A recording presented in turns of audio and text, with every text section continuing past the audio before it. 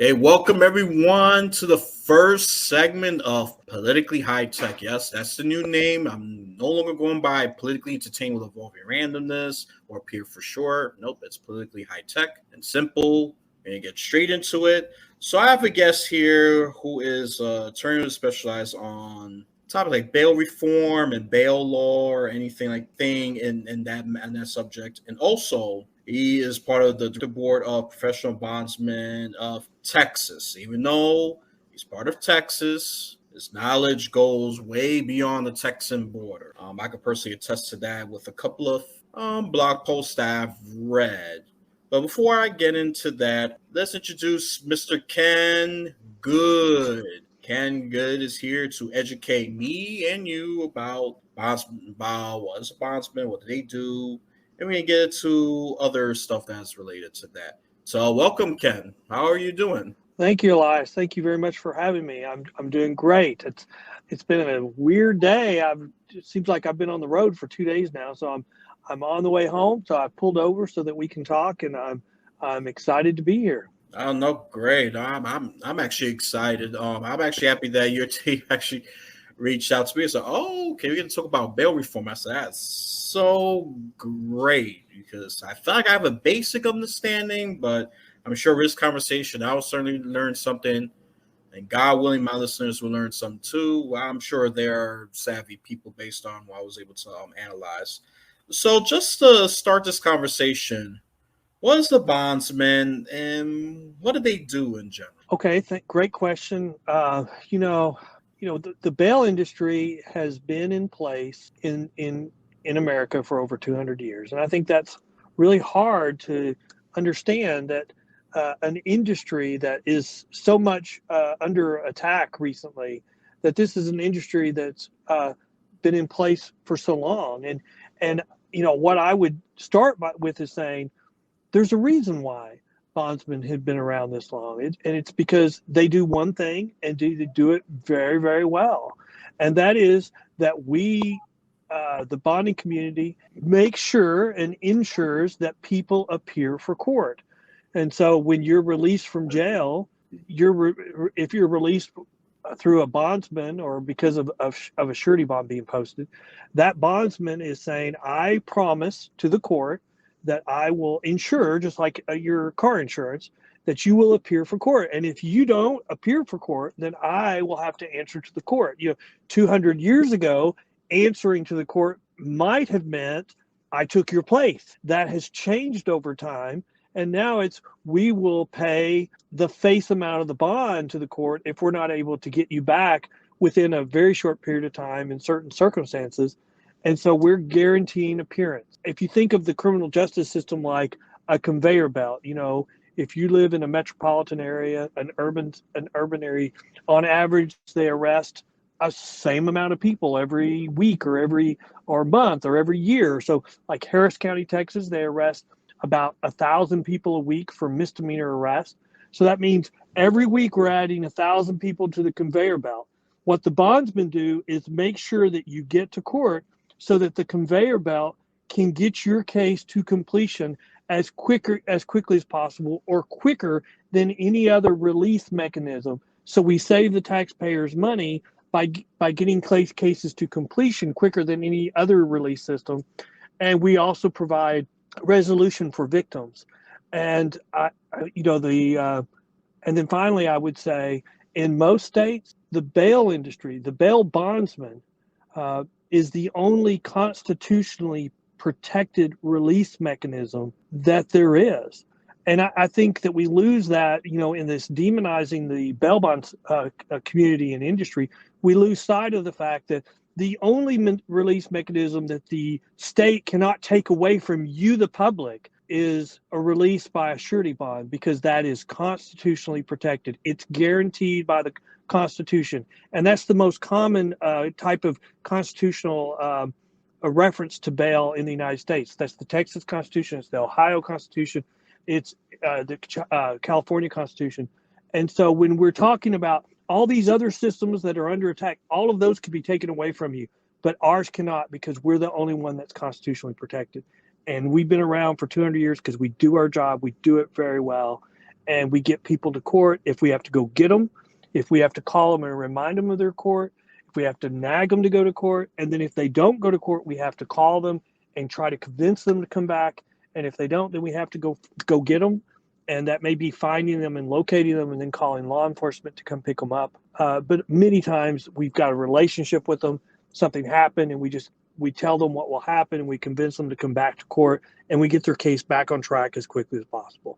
If it wasn't for us, if we're not involved, like in Bexar County and San Antonio, Texas, if you miss court, then they're going to issue a warrant.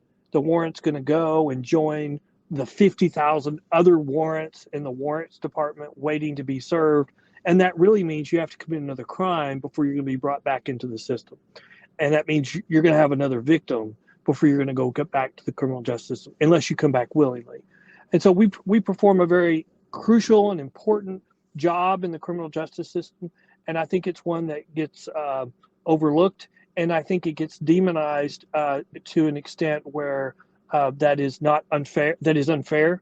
And all the reforms that we've seen where they're wanting to limit the use of surety bonds, actually is creating a worse system than one that already existed. And so whenever they're saying they want to get rid of us, they're wanting to create chaos and get rid of the system that's working, even though it needs to be improved. Wow. I know that was a lot of words, wasn't it? No. That's great. That's great. I mean, wow, it's wild for me. I'm already learning so much. I already had some of that basic understanding, but I am not surprised that my mind is. Well, it's good that it's actually protected by the Constitution. I mean, even the police system, to a great degree, is not. They could take that and abolish that. I mean, that's what Minnesota has been doing with their so-called holistic force, wherever the hell that is. I'm pretty confident that it's not going to work out that well, and that state is a mess. This is me sound like a right winger, but it is true. I think that's a good point, because if you think about it, they're not protecting their economic base. They're not protecting their existing businesses. And so you've got businesses that are shutting down and they're not coming back. That's one of the things that happened during the riots a couple of years ago. We had all these politicians that were saying, oh, just let them, it's only property damage, it's all insured. Well, a lot of those businesses didn't come back. And who does that hurt? That hurts the very people that live there every day. So the people that need those services the most are the ones that get hurt. And how are you going to attract new economic development if your city has a history of not providing public safety? I mean, do you think a business is going to move to your community if they feel like their workers that they're going to bring with them or they're going to hire to work for them can't be safe? No, you're not going to be able to attract new businesses if you can't provide a safe environment for that business. And that's where we have a lot, like the state you just mentioned, that's where we're finding ourselves, that politicians are siding with with unrealistic slogans, and they're jeopardizing public safety, jeopardizing their taxpayers, their base, and they're jeopardizing their ability to attract new businesses just because they are sacrificing public safety over some just political rhetoric. Yeah, no, it's horrific. And let me get back to my state of New York. The state is feeling the impact, especially the urban centers. I do live in the urban center, New York City, the Big Apple. No, we already been feeling the effects of this bail reform. I mean, violent criminals is being gained out free. I mean, known murderers, rapists, they're gaining out, and I mean, crimes are shooting, and all that's going through the roof.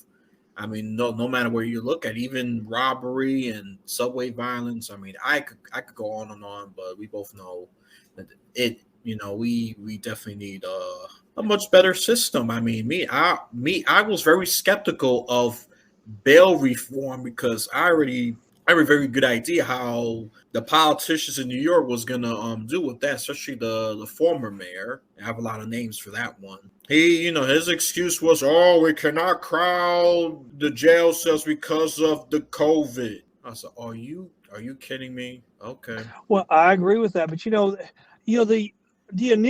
original arguments on bail reform, that we can't take advantage of the poor.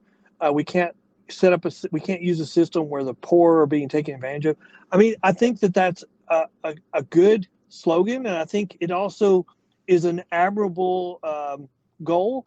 But the problem is that's not what they're doing when they pass these reforms where they say, you know, we're just going to release low-level criminals, or if you commit these crimes, you just get released without a bond.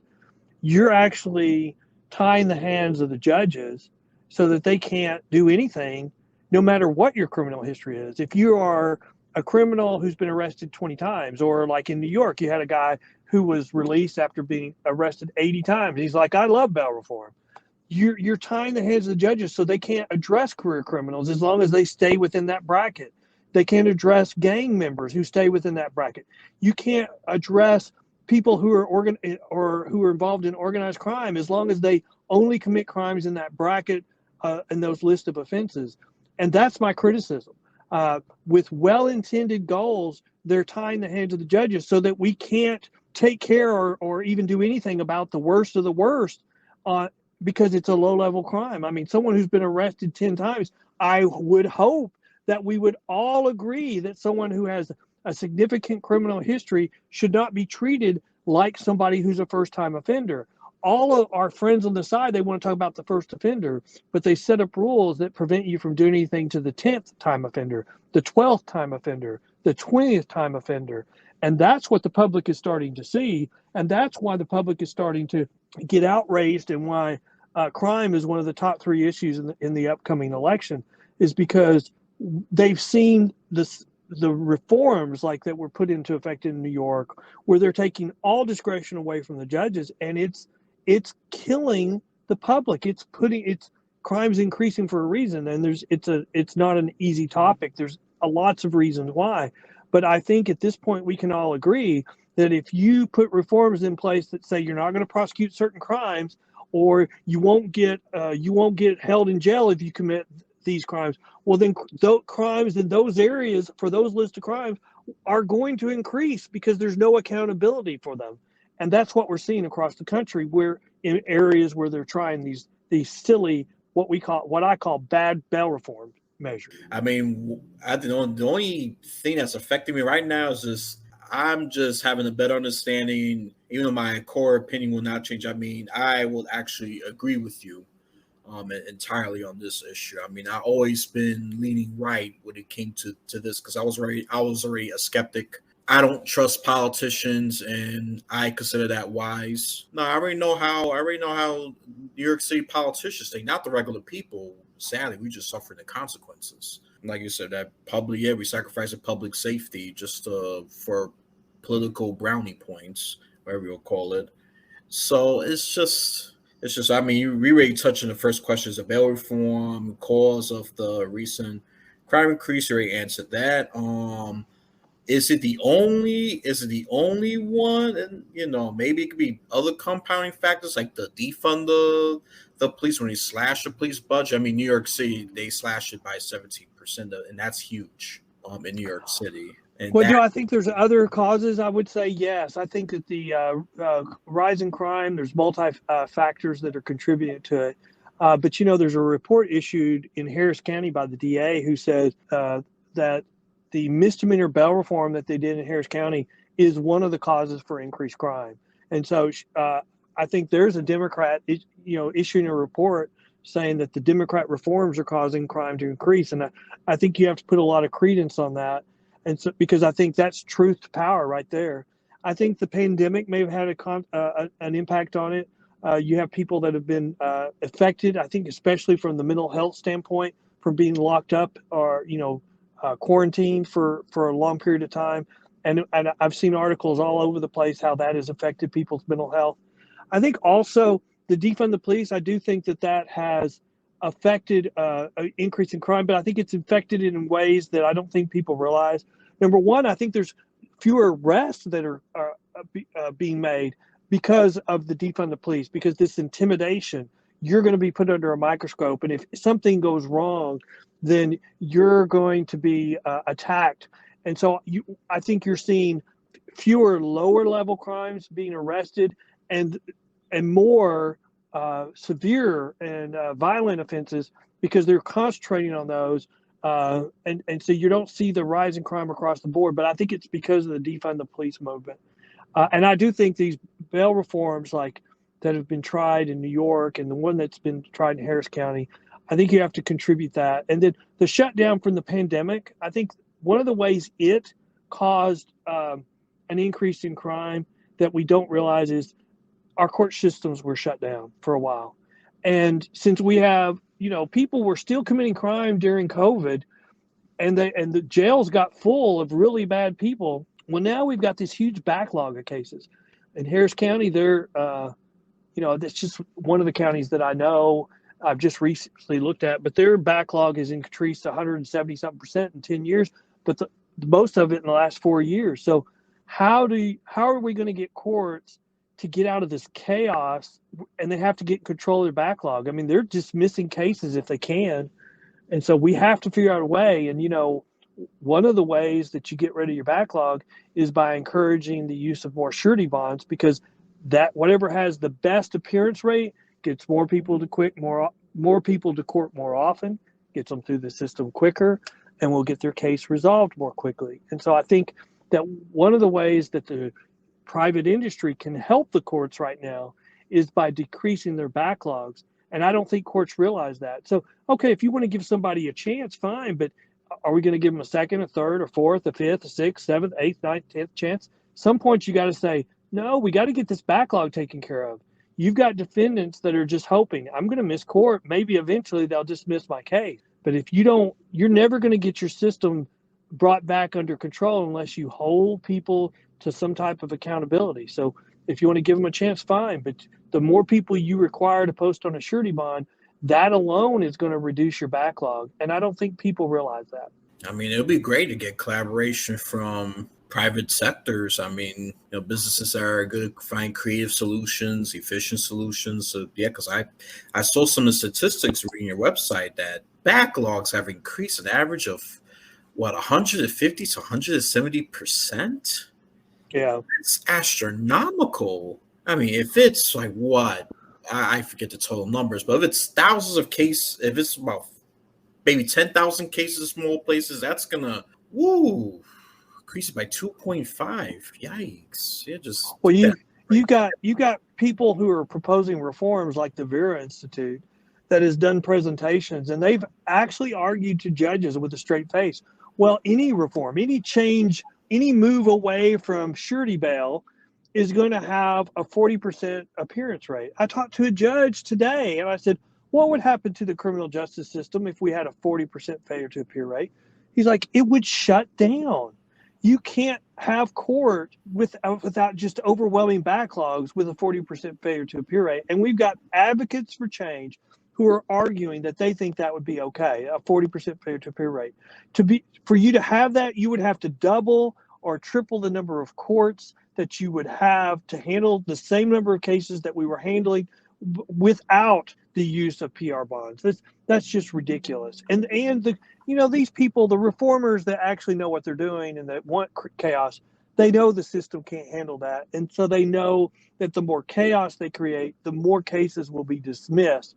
And so I just wonder if part of the coalition doesn't include some people that they know exactly what they're doing and that they are getting the result they want because they want more people having their case dismissed. And that happens when you have chaos and backlogs and when the system is on the verge of collapse. Wow. I mean, I knew things was bad, but I mean, if I want to bury my head in the sand, I'll do that right about now. But no, we gotta face this issue. So no burying the head in the sand for me. Nope. We gotta face this issue, and you gotta vote in midterm. This is very important, people. This is very important. Very, very important. Put politicians who will do their best, and not just in the state level, but also has to be done in the local level as well. I can't emphasize that enough. After you just vote for president, they think everything's going to change. No, it's a big, complicated system from top to bottom.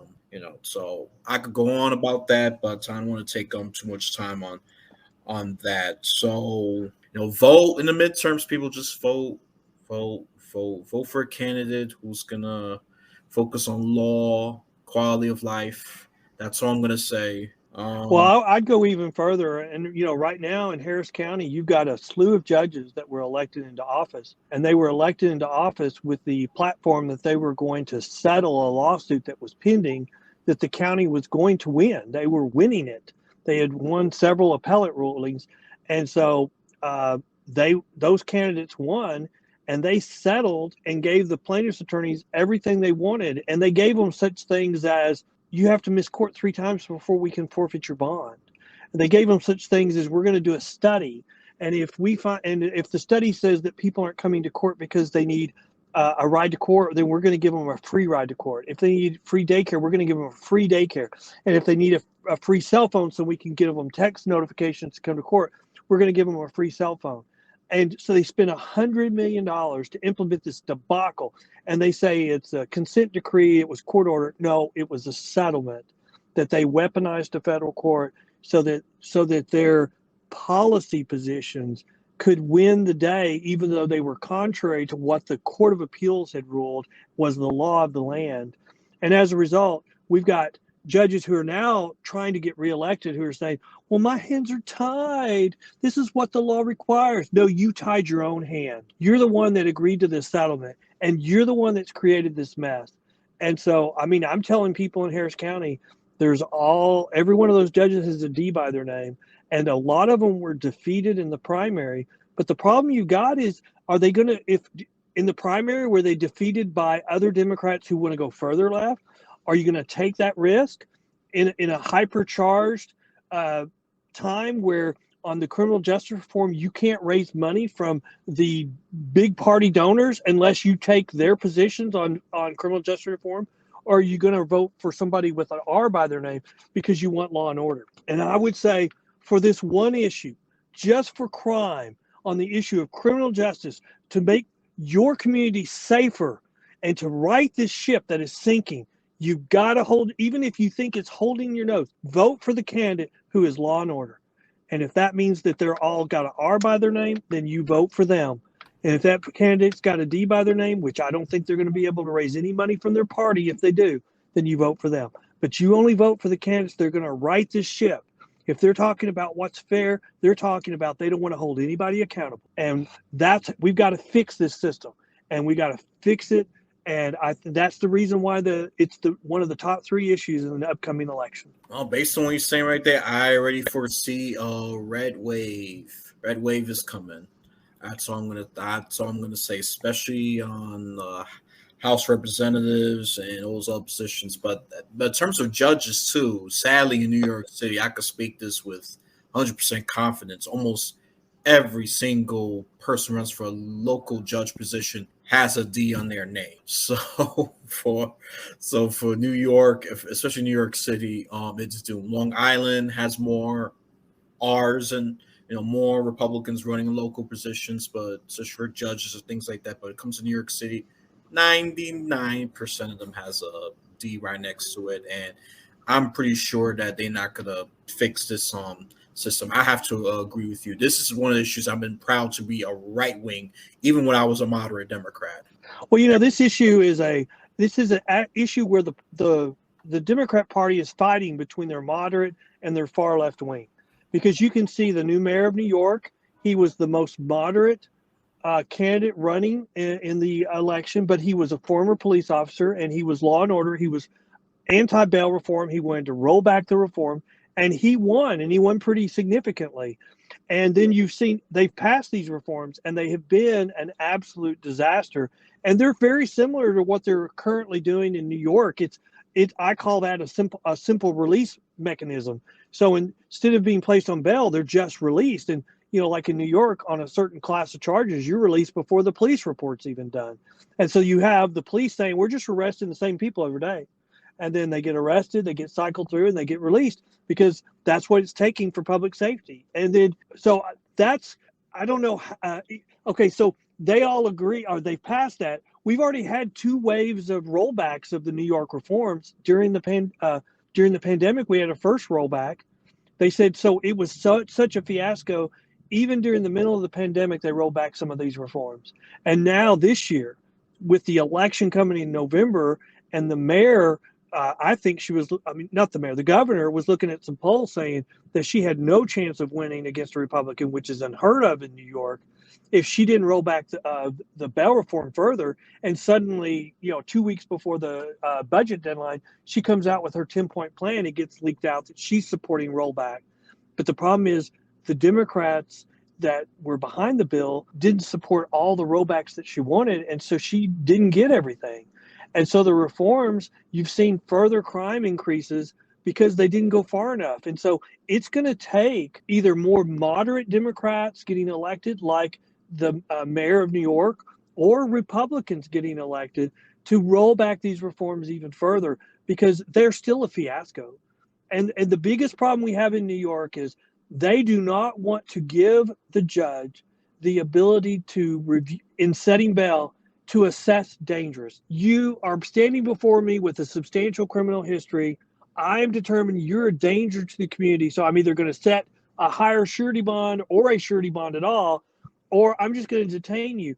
Why on God's green earth would any politician say, I don't want a judge to have that ability? Well, we've got the people behind the original bill who refuse to give these judges the ability to say, I'm not releasing you, or I'm holding you on a surety bond because you're dangerous. If they were acting on behalf of career criminals, or if they were acting and they were in the pocket of organized crime, would they be doing anything different on that issue? I would argue they're not. I mean, who in their right mind would say we shouldn't be giving judges discretion to determine whether someone's too dangerous to be released, or they're so dangerous we need to get a surety bond? We need a bondsman looking over their shoulder all the time.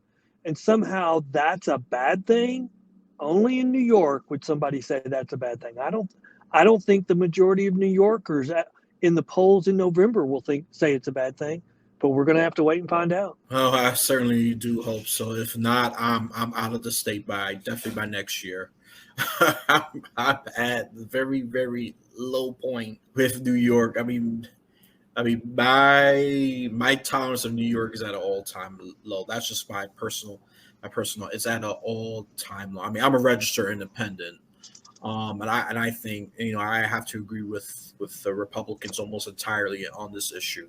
No, that's just my personal opinion on this whole thing. That's why I was actually so happy when you decided to contact me for this. I just can't wait to learn or further polish my knowledge on this issue, because it's big. It's affecting the whole country. People say, I don't care. Oh, I'm so busy. No, you should care, because your child or your relative could die. There's a lot of nut jobs running it. They're all out on the loose like wild bears. We have no more cages. We're just gonna release all the bears.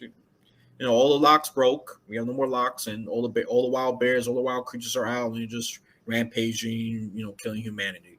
That's the sick analogy I would use.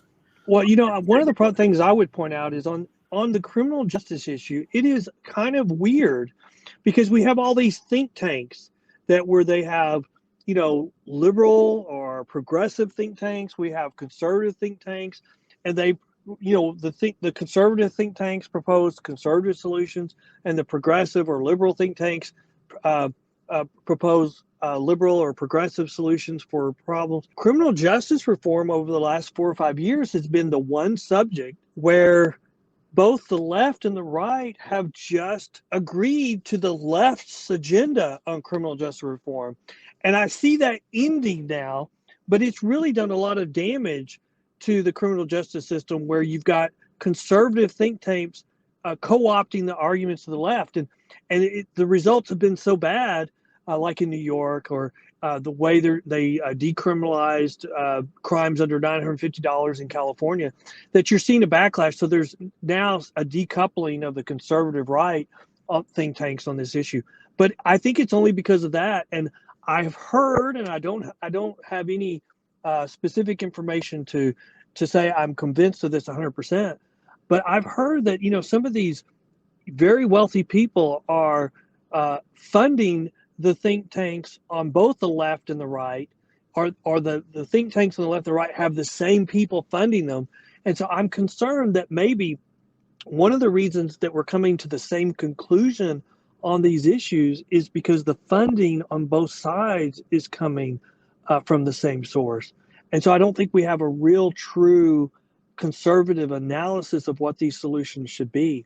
A conservative solution to criminal justice reform should never be simple release. Simple release has been a failure everywhere it's been tried. It's been a failure in New York. It's been a failure in Harris County. It's been such a failure that the voters in California rejected it overwhelmingly just last year or the year before in an election. So for a conservative think tank to say that simple release in any of its forms or types would be an acceptable or a good bail reform is just crazy. And you're either don't know what you're doing or you're being disingenuous. And so I'm glad that I think we're at the end of the period where both the left and the right think tanks are proposing the same solution. I don't think that's going to continue. And I think it's actually come to an end. No, and that's good. And we just need to continue on that direction, maintain vigilance. Especially scary when sometimes the left and the right don't agree on some things. Sometimes the worst solutions emerge, like this social. I didn't even know that. I wasn't even aware of that, but it doesn't surprise me. It doesn't surprise me. Well, yeah, that's right. Donors have influence elections. So why do you think sometimes the certain right wingers agree with the left on in silence? Because does they have similar mega donors to some degree? Well, I will say the bad bail reforms that have been tried across the country have made criminal justice systems worse, uniformly worse wherever they've been tried. And you've got examples such as Utah, you've got examples such as Alaska. They put them in place and realized very quickly, oh my God, what have we done? And they've repealed them. And so you're going to see more of that where these think tanks convince people to try these phony solutions that were not real and that actually made the system worse. You're going to see more and more repeal. And then you're going to see like Texas, where, Texas has come up with what I consider to be good bail reform, where you're holding people accountable and there's bad consequences if they don't show up for court. And if they commit violent offenses, then they're not eligible for a PR bond. And that's just a common sense approach. And you have people coming out of the left, just going crazy, saying, "Oh, we're going to fill up the jail." Well, right now the jails are already full, and they're already full with very dangerous people. And until we get people back on track with, okay, we have to come to court or we're going to be in trouble, then it's going to get worse until it gets better. Until we get that mindset back into people, because right now people are thinking, "I don't need to go to court." And nobody's going to hold me accountable. The jails are full. They don't have room. And you know what? I have a 72% chance in Harris County they'll just dismiss my case. So I can even go commit more crime. And that's what's happening. And that's the result people are getting. And we're going to have to start holding people accountable before it's going to get better. No argument in my end. No argument at all. I mean, I think the only people who would argue are those who are delusional or just evil, really. Just evil. The smart ones that know what they're doing, those are the ones that are really get agitated. I don't even get as agitated as protesters. They're just the useful idiots. Push this agenda while the people behind the scenes, the one with pure evil intent to cause chaos. Those are the ones that I really get upset because they know what they're doing, and they have done a good job until now. So I'm happy that people is just paying attention, being alert, repealing these bad reforms, and we actually answered some of the questions about comparing Texas and New York, what common sense, and why would the Democrats would support it. You answered that question. So only have really two more left, and this one is with a left wing flair to it. Is there any racial and / or socioeconomic factors that have created fundamental unfairness with the bail reforms? Well, I do believe that the arguments that are being made by the left is that the criminal justice system is unfair and that we need to have some type of social justice to right prior wrong. And my response to that is always, we can always make the system better. Oh, so we have the fairest criminal justice system in the world, and the very people that they're saying that fairness is harming, well, I think they're speaking out both sides of their mouths, because as crime has increased because of these bad bail reforms, who has been the victim? Who has suffered the most? It's those same segments of society. So if in the inner city, an urban area, if you've got a minority that's saying that we need to reform bail because it's unfair to them, whatever system they put in that's made the system work has had a absolute terrible impact on that same demographic. Murders for that group has gone up, thefts for that group has gone up, and so the very group they're seeking to try to help is the one that's suffering the most from the consequences of what they're doing. And there's no discussion of that. There's no discussion at all. We can't even acknowledge it from that side. And so I would say we always want to improve the system, but the problem is our friends on the other side are proposing replacement systems that either are proven not to work or are making the system a lot worse and creating chaos. Instead of trying to replace the bail or the private surety bail system with something that improves the system. And the problem is there's not anything. There's nothing that works better than the private surety bail system currently. There's no other release mechanism that can obtain the appearance rates of the private sector. And the cost is prohibitive to replace them with all these other systems. I mean, the New Jersey plan cost hundreds of $millions to the state. They had to do a tax increase, and you're replacing a system that doesn't cost the taxpayers a dime, and so it's cost prohibitive. And so, is there a racial element to this? My argument to that is straight-faced, bold-faced, no. There's an inner city problem, because the problems that we're facing are in our urban areas. And in our urban areas, the people that can get out have gotten out.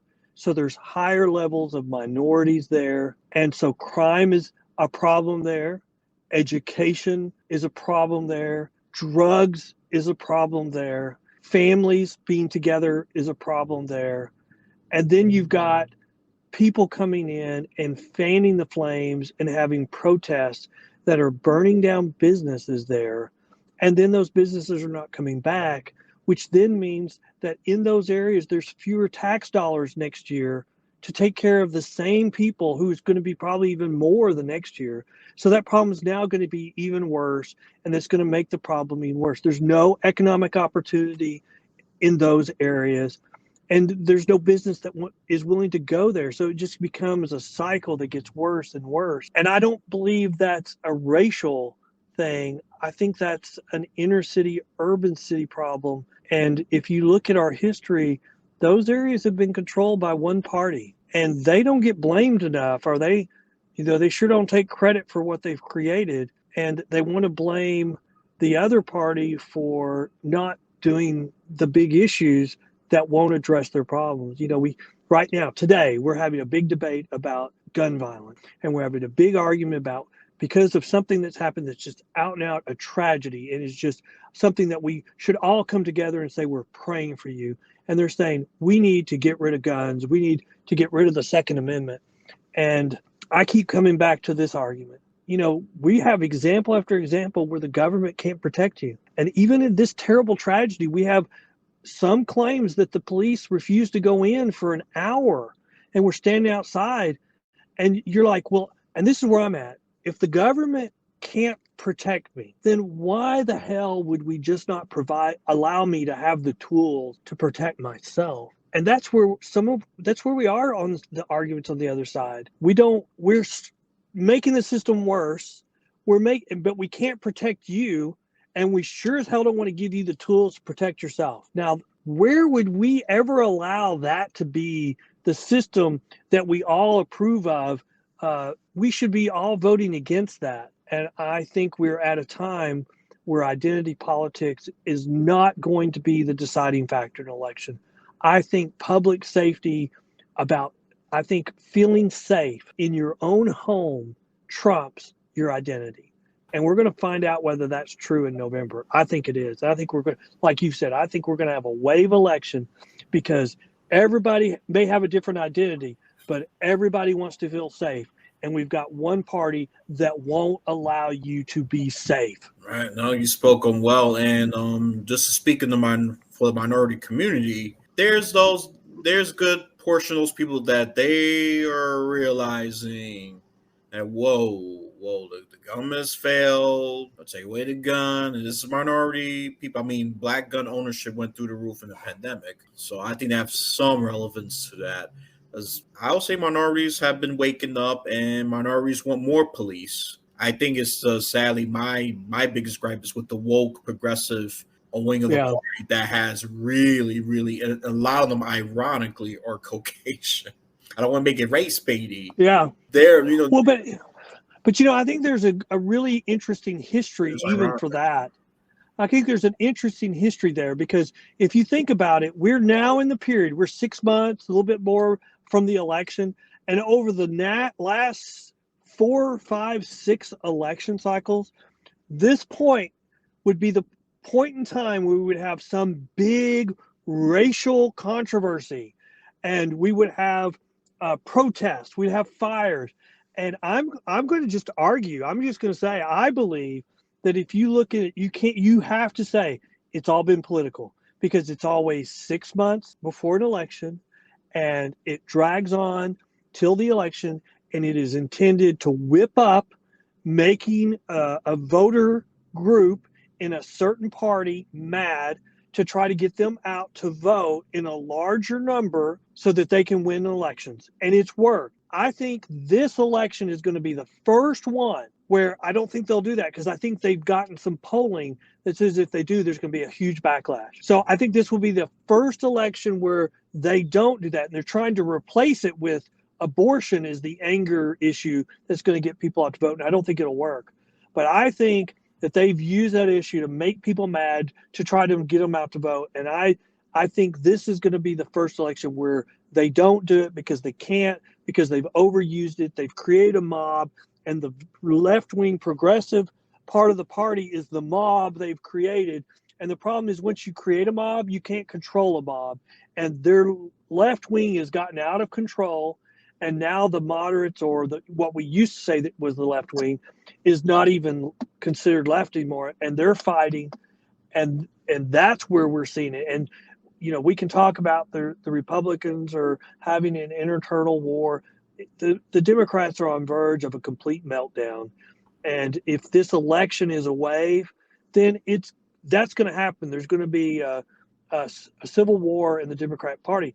But you know what? That's a healthy part of a democracy. We need the Democrat Party to have a civil war. We need the party to be defeated so that the Democrats get pulled closer to the center so that we don't have these elections of extreme. And you know what? If we elect the Republicans, they'll get too far extended, and then we'll pull them back. But we can't have this election every 2 years, every 4 years, where we're electing the extreme of both parties. And when one party wins, we spend the first year undoing everything that the other party did for 4 years. If you think about it, that's what we've done for the last 2 presidents. Trump, for the first year of his presidency, undid everything Obama did. Biden, for the first year of his election, tried to undo everything that Trump did. And the next president is going to do the same thing. And that cycle is going to continue until one party steps in and gets their butt kicked.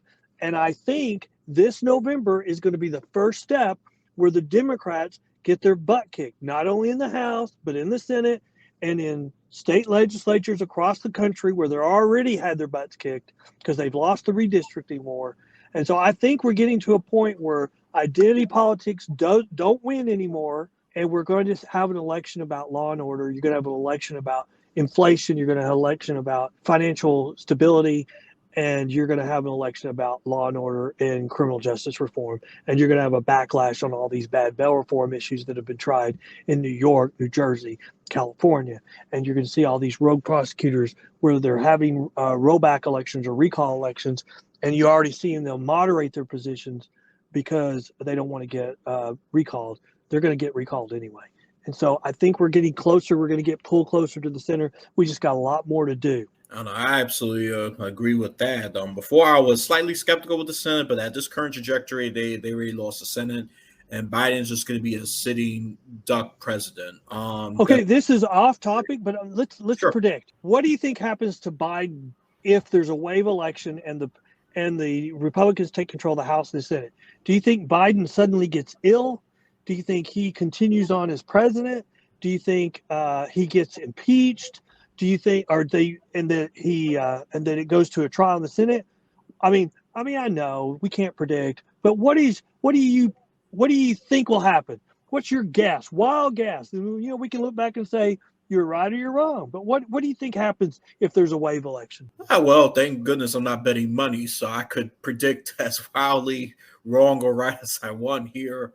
But I'm gonna say that based on what I heard too, and there's a couple of sources that links is that they really want to impeach Biden, and I think that's gonna happen, especially if they have the numbers. I mean, they did it to Trump twice, the Democrats for. I don't want to go back to the past with that. We both know what happened with that. Both failed. Even though I think the second one has a little more political damage to Trump, not legal, but I would say he's gonna maybe or maybe impeachment, and then he's gonna get conveniently, and then they're gonna have Kamala Harris, and I think that's scary because she's far worse than Biden in my opinion. That's why I prefer Biden just to endure his first term and then beat him in presidential election. Well, I'm gonna make my own prediction, and my prediction is if you ever see Kamala Harris resign, then you know for sure this is going to happen. But I'm going to say that if there's a wave election, my first prediction is Biden gets ill and has to resign. And if Kamala gets replaced before then, you know that's going to happen because they don't want her to be the president. But and if his ego, if he's got any brain cells left, if that won't allow him, he will be impeached in the House. And I think that if the evidence is what I think it is on Biden, I think they'll vote to remove him because the Democrats will want to get the damage. That's the only way to get rid of the damage is to blame it all on Biden, and they'll want a fresh start. We've never impeached.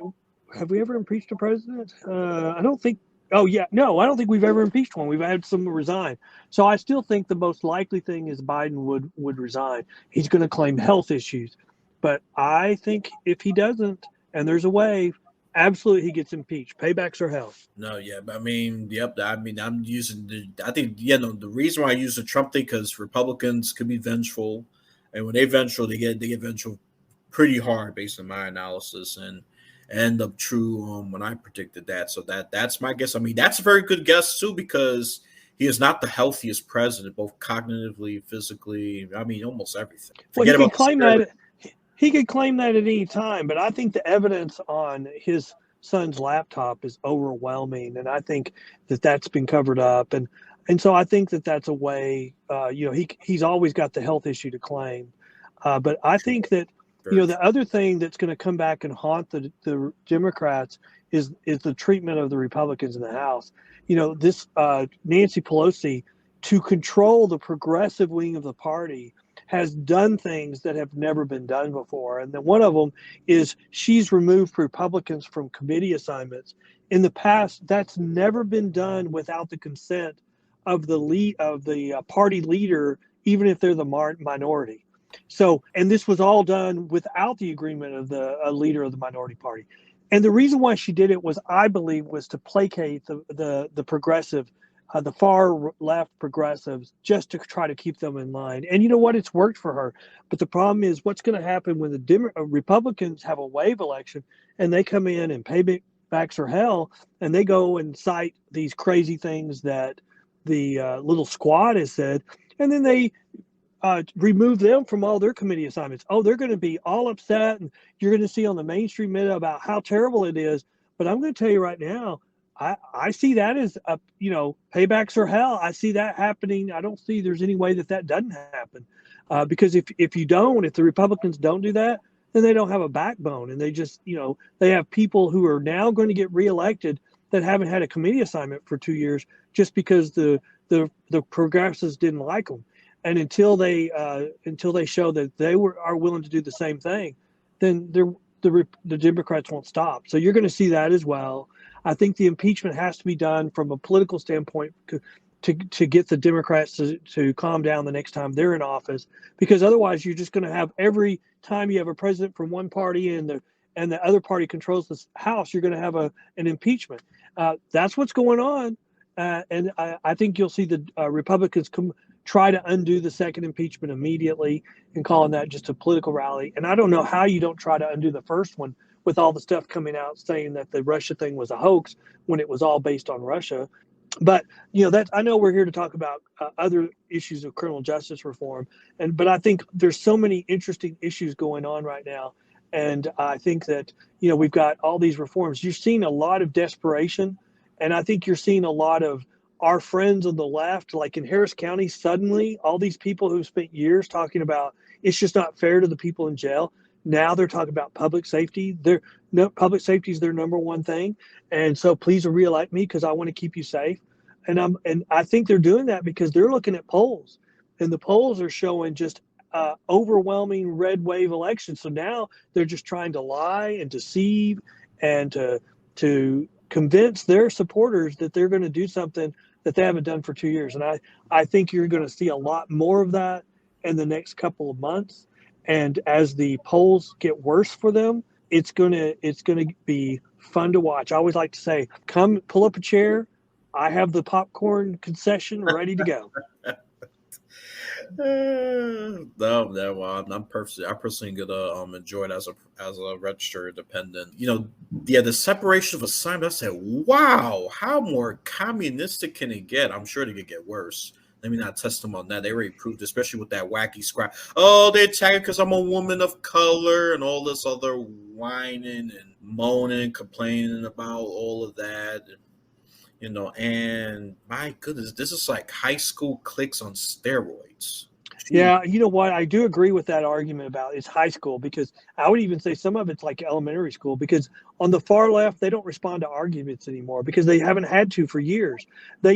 You make your argument and they get up and they say, you're racist. And that's code to their people that have identity politics, that you don't have to listen to them. And so just shut them off. And so for years, they haven't had to respond to the merits of an argument. I mean, I almost want to stand up and say, okay, I know you think I'm racist, but so let's just assume for the sake of argument that we're past that. So on the merits, how do you respond to crimes increasing? Oh, you're just a racist. No, we've already set that aside. So how are you going to decrease crime? I was listening to someone else argue about that yesterday, and they're like, well, the only way you get a control of crime is by decreasing crime. And I'm like, you got to be freaking kidding me. You just made a complete circle in one sentence. You decrease crime by how? A lot of them don't know how to argue. Even me being nice and having a tenth of my brain shut off, not shut off, activated, I'd be able to shut them up. I mean, with at least with the dumb right winger, they put up with a better argument.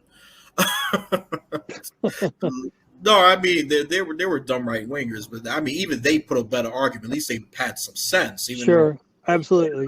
But the far left, my goodness, yeah, they do circles. Some of them sound smarter than what they really are. Yeah. And all these, oh, you're xenophobic because you want to close the border. Oh, you're chauvinist because you don't think a woman should run for politics. Oh, you're sexist because you want to, limit abortion rights and all of this stuff. Oh yeah, you can't have an opinion if you don't have a uterus.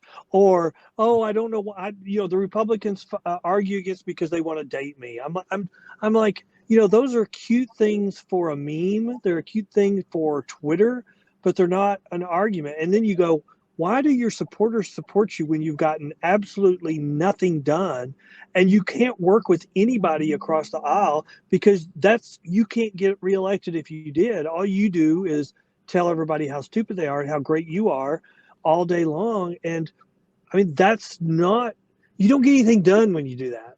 I mean, you don't. but they don't care. They're not there to get anything done. Person, yeah, no, I'm the most wokest person. That I did things for the Mexican community, this community, the LGBT, the alphabet community, whatever they are. They add a bunch of. They always add new initials or whatever every month. I could barely go LGBTQ plus. That to me that gives me a headache sometimes. Nothing. Well, I've got a good example of the state of politics today, because we've had this terrible shooting in Uvalde just 2 days ago, and yesterday the state elected officials were there with local elected officials, and they were doing a press conference saying, here is what happened, here is what we know. And the Democrat candidate for governor, who comes into the press conference, gets up and walks down and starts yelling that this is all their fault because they won't repeal the Second Amendment, because they won't enact gun control.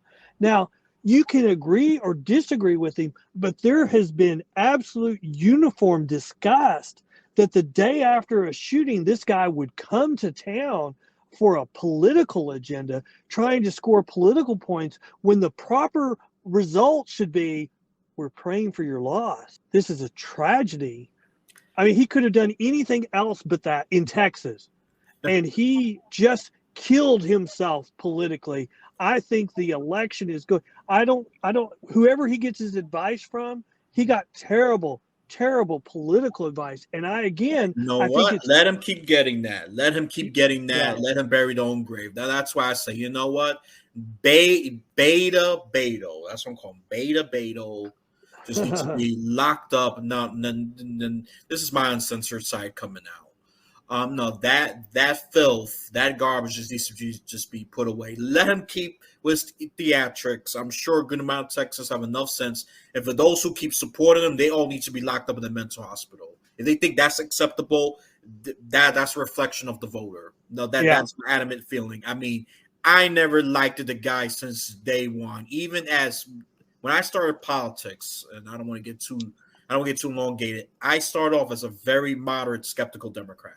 I was a soft Democrat. I agree with Republicans on some issues like this bail reform when I was 18 getting involved. I said, nah, I don't agree with that. I don't make a lot of sense. You need more police for this and that. I was putting ABC, quote unquote, common sense logic together. I said, you do need more police, to reduce crime. Well, no, but we need less of them because they're racist and all that. Yeah, maybe a few of them are, but that's not the entire police department. That's not the entire the NYC police force. That's probably less than 0.5% are probably really. Well, I argue that is just a talking point to get you to do what they want, and what they want is fewer police officers. And I would even argue that's what organized crime wants. They want fewer police so they can have more dealers out selling drugs. And if do you want fewer police? Okay, well maybe you do. Do you want more drug dealers? Well, if you don't want more drug dealers, then you want more police. Do you want more organized crime in your area? No. Well, then do you want more criminals in your area? No. Then you want more police. Right. You either go for one or the other. You can't play both sides with this issue. And to try to do that is just pure lunacy. Well, you already answered my third question about the whole. Not the third or fourth question. I mean, I gotta remember them. How we can refine bail reform? You just say roll them back. So that already answers it to it. If not, yeah, that you just roll them back. That answers that perfectly. Yeah, so we went through the questions. Yeah, we go off topic for a bit. Depending on your time, and that's fine. This happens all the time. Vote again, especially those who not just preach, but also practice in their track record, law and order. There are fake Republicans out there. Let's just put a little nuance to it as well. But I don't even think they were messing around with this issue. As long as the Republicans stay together on this issue, that would be really, really, really, really good. So I am independent throughout this issue. I am a right wing, and I hate it when they both come together because sadly money talks, and you already know how that ends, and bullshit walks. And so that's all I could say about that. Let's see. So before we wrap this up, and this has actually been a great conversation. I certainly did learn a lot regarding bail reform, but the political stuff. Democrats keep doubling down on your stupidity.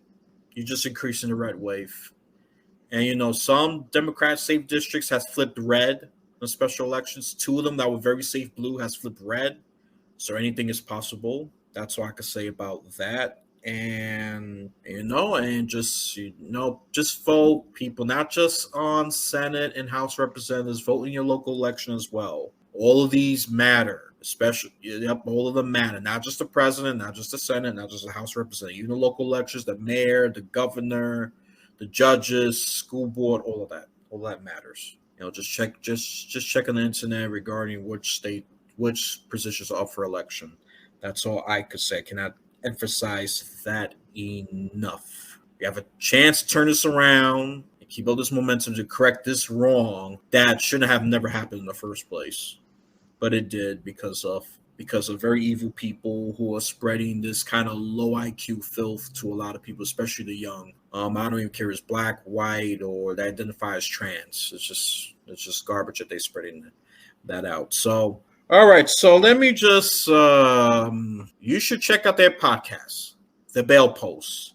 If you want to learn everything, be very educated, I will definitely recommend checking the first episode before you even check all that. It's a lot of good stuff. A lot of them are good, but I recommend the first episode because you're getting a little more in depth about what does a bondsman do. You have a better context and understanding for the rest of the episodes. Of course, you could check their blog. Their blog is really good. It's not just, even though they're in Texas, but focuses on Hawaii, of course, Texas and California, Ohio, New York, you name. There's some states that already have their articles regarding bail reform, and hopefully not all the states makes the same mistake. Looks like Hawaii might be able to prevent it. Am I right? I read a little bit about that. That was actually interesting. The one who introduced Yes. it. Yes, I'm very hopeful that the governor will veto what they've passed because I think businesses have come in, have woke up and said, "Oh my God, this will be terrible," and so they got to the person who drafted the bill, and he's even saying we should start over, and the governor should veto what the legislature passed. I do want to say thank you for having me here today. And if people want more information, they can go to our website pbtx.com, which is the Professional Bondsmen of Texas. You've already mentioned our blog. You've also mentioned our podcast, which is the Bail Post.